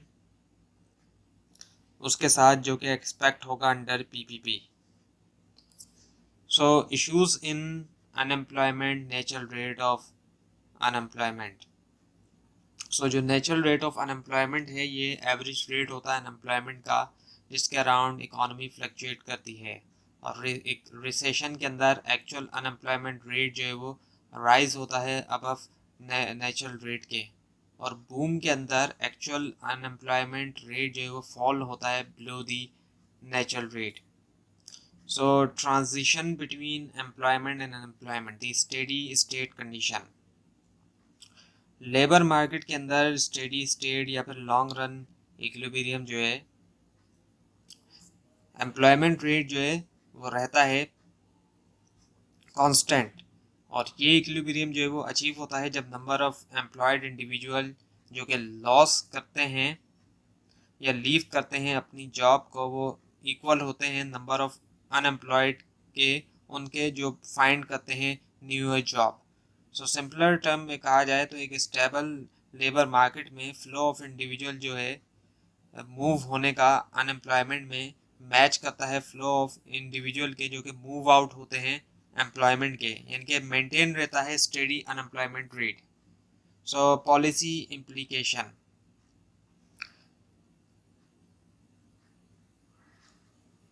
सो पॉलिसी जिसका इंटेंट है कि डिक्रीज किया जाए नेचुरल रेट ऑफ अनएम्प्लॉयमेंट, वो सिर्फ सक्सेसफुल होगी अगर या तो लोअर किया जाए रेट जिसके ऊपर एम्प्लॉयड पीपल लूज करते हैं या लीव करते हैं उनकी जॉब, या फिर इंक्रीज किया जाए रेट जिसके ऊपर एम्प्लॉयड पीपल जो है वो फाइंड करते हैं न्यू जॉब। सिंपलर टर्म में हम कहें सो पॉलिसी जो कि वर्क करेगी, इसको लाजमी जो है या तो रिड्यूस करना है फ्रीक्वेंसी जो है जॉब सेपरेशन की, या फिर इन्हेंस करना है स्पीड जिसके ऊपर अनएम्प्लॉयड इंडिविजुअल फाइंड करते हैं employment. So why is there unemployment, क्यों है अनएम्प्लॉयमेंट? अगर जॉब फाइंडिंग जो है वो इंस्टेंटेनियस थी, सो जितने स्पेल हैं अनएम्प्लॉयमेंट के वो ब्रीफ होंगे और जो नेचुरल रेट है वो होगा तकरीबन ज़ीरो। दो रीज़न है, दो अहम रीज़न है अनएम्प्लॉयमेंट के। एक तो जॉब सर्च है कि लोग जो है वो जॉब सर्च कर रहे हैं, इस वजह से अनएम्प्लॉयमेंट है। अब जब जिस दौरान वो जॉब सर्च कर रहे हैं वो अनएम्प्लॉयड है। और एक जो रीज़न है वो है वेज रिगिडिटी, यानी कि इससे मुराद रेजिस्टेंस होना या इनेबिलिटी होना वेज की कि वो एडजस्ट हो सके क्विकली रिस्पॉन्स में जो चेंज आ रहा है सप्लाई और डिमांड का लेबर मार्केट में। So job search and frictional unemployment, frictional unemployment जो है वो होती है इस वजह से कि टाइम जो कि लेते हैं वर्कर जब वो सर्च करते हैं एक जॉब, और ये होती है जब वेजेस जो है वो फ्लेक्सिबल हैं और एनफ जॉब हैं, there are enough job to go around.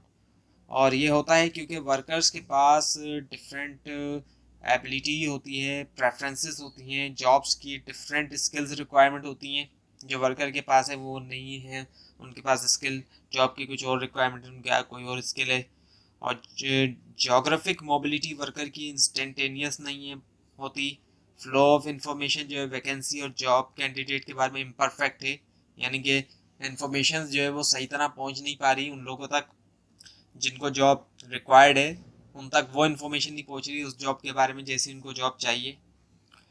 So issues in unemployment continue है ये सेक्टरल चेंज।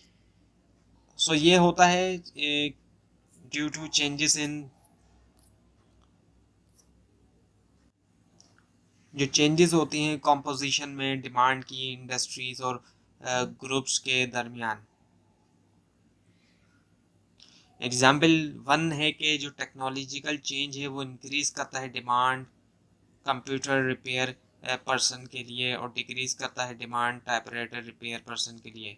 एग्जाम्पल टू ये है कि एक न्यू इंटरनेशनल ट्रेड एग्रीमेंट जो है वो सबब बनेगा ग्रेटर डिमांड का वर्कर के लिए एक्सपोर्ट सेक्टर में और लेस डिमांड जो है वर्कर के लिए इम्पोर्ट कंप्यूटिंग सेक्टर में। सो टाइम लेता है वर्कर के लिए, यानी टाइम लगता है वर्कर को कि वो चेंज करे सेक्टर। सो सेक्टरल चेंज जो है वो उसकी वजह से फ्रिक्शनल अनएम्प्लॉयमेंट होती है। सो उसके बाद है फिर public policy and job search. Government program जो है वो अफेक्ट करते हैं अनएम्प्लॉयमेंट, और गवर्नमेंट एम्प्लॉयमेंट एजेंसीज जो है वो डिसमिनेट करती हैं इंफॉर्मेशन जॉब ओपनिंग के बारे में कि बेटर मैच करें वर्कर्स और जॉब। और public job training program help करते हैं वर्कर को रिप्लेस करना डिक्लाइनिंग से, और इंडस्ट्रीज जो है वो get skills needed for job in growing industries. So unemployment insurance, unemployment insurance जो है वो पे करता है पार्ट जो है वर्कर फॉर्मर वेजेस का लिमिटेड टाइम के लिए जब वो लूज करे अपनी जॉब। सो अनएम्प्लॉयमेंट इंश्योरेंस जो है वो इंक्रीज करता है सर्च अनएम्प्लॉयमेंट, क्योंकि ये रिड्यूस करता है अपॉर्चुनिटी कॉस्ट जो है अनएम्प्लॉयड होने की, और रिड्यूस करता है अर्जेंसी जो है फाइंड करने की वर्क। सो जो बेनिफिट है अनएम्प्लॉयमेंट इंश्योरेंस का वो क्या है? सो अलाउ करते हुए वर्कर को कि वो सर्च, वर्कर को ज़्यादा टाइम की वो सर्च करें। इससे क्या होगा कि बेटर मैच होगा, उनको जब टाइम मिलेगा तो बेटर मैच होगा जॉब के दरमियान और जो वर्कर हैं, जैसी जॉब है और वर्कर है। और उससे क्या होगा फ़ायदा कि ग्रेटर प्रोडक्टिविटी और हायर इनकम होगा, क्योंकि अगर थोड़ा बहुत टाइम भी नहीं मिलेगा वर्कर को जॉब फाइंड करने के लिए, जल्दी में कोई भी वो जॉब फाइंड कर ले, तो ऐसी सिचुएशन में लॉन्ग टर्म जो है वो फिर फ़ायदा नहीं होगा।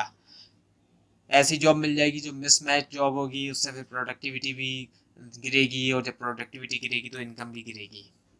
सो स्ट्रक्चरल अनएम्प्लॉयमेंट, स्ट्रक्चरल अनएम्प्लॉयमेंट इस वजह से आती है कि जो रियल वेज रिगिडिटी है और जो जॉब रेशनिंग है, जो भी अनएम्प्लॉयमेंट इस वजह से आती है, रियल वेज रिगिडिटी और जॉब रेशनिंग की वजह से, वो कहलाती है स्ट्रक्चरल अनएम्प्लॉयमेंट। और जो रीज़न है वेज रिगिडिटी की वो क्या है, मिनिमम वेज लॉज, इसके अलावा लेबर यूनियन और एफिशिएंसी वेजेस। एक एक करके अब देखते हैं इनको हम। मिनिमम वेज का क्या, मिनिमम वेज जो है वो सेट की जाती है बिलो दी इक्विलिब्रियम वेज बहुत से वर्कर के लिए, मीनिंग कि ये एक्सप्लेन नहीं करती मोस्ट नेचुरल रेट अनएम्प्लॉयमेंट, जबकि ये हायर हो सकती है इक्विलिब्रियम वेज से सर्टेन ग्रुप्स के लिए, जैसे कि अनस्किल्ड वर्कर, पर्टिकुलरली टीनेज। इन केसेस के अंदर अगर मिनिमम वेज इंक्रीज होती है, इससे क्या होता है, हायर अनएम्प्लॉयमेंट होती है इन स्पेसिफिक ग्रुप्स के दरमियान। और उसके बाद फिर labour union, labour union use करती है उनकी बार्गेनिंग पावर ताकि हासिल करे हायर वेजेस उनके मेंबर्स के लिए। और जब यूनियन की नेगोशिएटेड वेज सरपैस कर जाती है इक्विलिब्रियम वेज को, उससे भी अनएम्प्लॉयमेंट होती है। यूनियन मेंबर्स, जो यूनियन मेंबर वाले लेबर एम्प्लॉयड वर्कर होते हैं, वो उनको बेनिफिट मिलता है हायर वेज से, लेकिन जो नॉन यूनियन वर्कर होते हैं जो कि अनएम्प्लॉयड हैं, वो प्रेफर करते हैं लोअर वेजेस ताकि इंक्रीज किया जाए चांसेस के फाइंड कर सकें वो जॉब। ऐसे लोगों को तो फ़ायदा हो रहा है जो कि यूनियन मेंबर हैं और वो एम्प्लॉयड वर्कर हैं हायर वेजेस से, लेकिन जो नॉन यूनियन वर्कर हैं जो अनएम्प्लॉयड हैं, वो प्रेफर करते हैं कि लोअर वेज हो ताकि इंक्रीज किया जा सके चांसेस फाइंड करने का जॉब। और ये डायनामिक क्रिएट करता है कॉन्फ्लिक्ट इनसाइडर के दरमियान जो कि यूनियन वर्कर है, और आउटसाइडर जो कि अनएम्प्लॉयड नॉन यूनियन वर्कर है। Efficiency wage theory, efficiency wage theory suggest करती है कि ऑफर करना हायर वेजेस, उससे क्या होता है, ग्रेटर प्रोडक्टिविटी होती है। किस तरीके से, अट्रैक्ट करना बेटर जॉब एप्लीकेंट जो कि ज़्यादा स्किल्ड और कैपेबल हैं, एनकरेज करना वर्कर को कि वो एक्सर्ट करें ज़्यादा एफर्ट और मिनिमाइज करें स्लैकिंग ऑफ, और कट डाउन करना एम्प्लॉय के टर्नओवर के ऊपर जो कि सेव करता है कॉस्ट, हायरिंग और ट्रेनिंग की न्यू स्टाफ, यानी कि एम्प्लॉय टर्नओवर कम होगा तो उससे क्या होगा कि कॉस्ट जो है वो कम होगी हायरिंग की और जो ट्रेनिंग की। और इम्प्रूव करना हेल्थ जो है वर्कर की, पर्टिकुलरली जो है वो डेवलपिंग कंट्रीज में। Duration of unemployment, data show करता है कि ज़्यादा स्पेल जो है अनएम्प्लॉयमेंट का वो शॉर्ट होता है, शॉर्ट टर्म होता है देन मीडियम टर्म और या फिर लॉन्ग टर्म।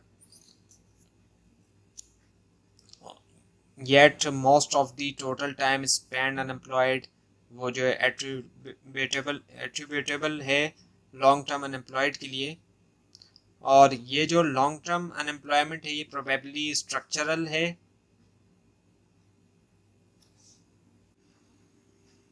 और due to sectoral shifts among vastly different industry. जानना इसको इम्पोर्टेंट है क्योंकि ये हेल्प कर सकता है हमें क्राफ्ट करने में पॉलिसीज़ जो कि ज़्यादा मुमकिन तौर पे सक्सीड हैं। The rise in European unemployment, two explanation है कि जो ज़्यादातर कंट्रीज़ हैं यूरोप में, वहाँ पर जनरस सोशल इंश्योरेंस प्रोग्राम है, और शिफ्ट होना डिमांड में अनस्किल्ड से स्किल्ड वर्कर की तरफ टेक्नोलॉजिकल चेंज की वजह से। और ये डिमांड शिफ्ट यूएस में भी है, लेकिन जो वेज रिगिडिटी है वो लेस है, it's less of a problem, क्योंकि यूएस में लेस रिगिड लेबर मार्केट और जो lower level of social support है, उसकी वजह से एक वाइडनिंग गैप है स्किल्ड और अनस्किल्ड वर्कर के दरमियान। जैसे डिमांड जो है वो स्किल्ड लेबर के लिए इंक्रीज हुई, सो जो उनकी वेजेस थी उसमें इजाफा हो गया, जबकि वेजेस जो है अनस्किल्ड वर्कर की वो स्टैग्नेट हुई और इवन के वो डिक्लाइन हो गई। So growth, economic growth, the solo growth model. Robert swallows ने जो है वो वर्क किया इकोनॉमिक ग्रोथ के ऊपर। रॉबर्ट सोलो का जो मॉडल है, सोलो ग्रोथ मॉडल, वो एक फंडामेंटल थ्योरी है जो कि ग्रेटली इन्फ्लुएंस करती है पॉलिसी डिसीजन और सर्व करती है as a reference point evaluate करने के लिए contemporary growth theory. Solow growth model जो है वो एग्जामाइन करता है कि कैसे कंट्री जो है वो ओवर कंट्री की कैसे जो एक कंट्री ओवरऑल प्रोडक्शन जो है गुड्स और सर्विस की वो इन्फ्लुएंस होती है इंट्रैक्शन से तीन फैक्टर्स की। पहला है एक्सपेंडिंग कैपिटल स्टॉक, दूसरा है एक्सपेंडिंग लेबर फोर्स और तीसरा है टेक्नोलॉजिकल एडवांसमेंट। सो सिंपलर टर्म में सोलो ग्रोथ मॉडल एक्सप्लेन करता है कि कैसे कंट्री की इकोनॉमी जो है वो ग्रो कर सकती है इन्वेस्ट करते हुए ज़्यादा कैपिटल में, इंक्रीज करना उसकी वर्कफोर्स, एम्ब्रेस करना न्यू टेक्नोलॉजीज। ये फैक्टर्स जब मिलके काम करते हैं तो बूस्ट करते हैं कंट्री की ओवरऑल आउटपुट और standard of living. Solo growth model जो है वो वैल्यूएबल टूल है पॉलिसी मेकर्स के लिए, क्योंकि ये प्रोवाइड करता है इंसाइट कि कैसे प्रमोट किया जाए इकोनॉमिक ग्रोथ और प्रॉस्पेरिटी। सो कैसे सोलो ग्रोथ मॉडल जो है वो डिफरेंट है अजम्पशन। सो सोलो ग्रोथ मॉडल जो है वो ज़्यादा रियलिस्टिक है और कॉम्प्रिहेंसिव मॉडल है इकोनॉमिक ग्रोथ का ओल्डर मॉडल्स के मुकाबले में। इसमें जो है वो लिया जाता है फैक्ट के जो कैपिटल और लेबर हैं वो ग्रो कर सकते हैं या फिर श्रिंक वक्त के साथ, और ये कंसिडर करता है पोटेंशियल जो है technological advancement to lead to economic growth. So the production function जो है वो रिप्रेजेंट करता है ट्रांसफॉर्मेशन जो है इनपुट के अंदर लेबर और कैपिटल आता है, आउटपुट के अंदर ट्रांसफॉर्मेशन होना इनपुट आउटपुट के अंदर। उसके बाद है the national income identity the consumption function. S जो है वो है सेविंग रेट, फ्रैक्शन है इनकम का जो कि सेव होता है, और एस जो है वो एक एक्सोजीनस पैरामीटर है, और एस जो है वो एक सिर्फ वही मतलब यानी कि वो सिर्फ एक लोअर केस वेरिएबल है जो कि इक्वल नहीं है उसके अपर केस वर्जन के divided by L. So consumption function C जो है इज इक्वल टू वो बराबर है 1-s/y पर worker. So saving and investment, saving पर वर्कर है वो है SY, और नेशनल इनकम आइडेंटिटी है y=c+i। और अगर हम इसको रीअरेंज करें तो हम हासिल करते हैं i=y-c=sy, और यूज़ करते हुए अब रिजल्ट को हम हासिल करते हैं i=sy=sf/k। सो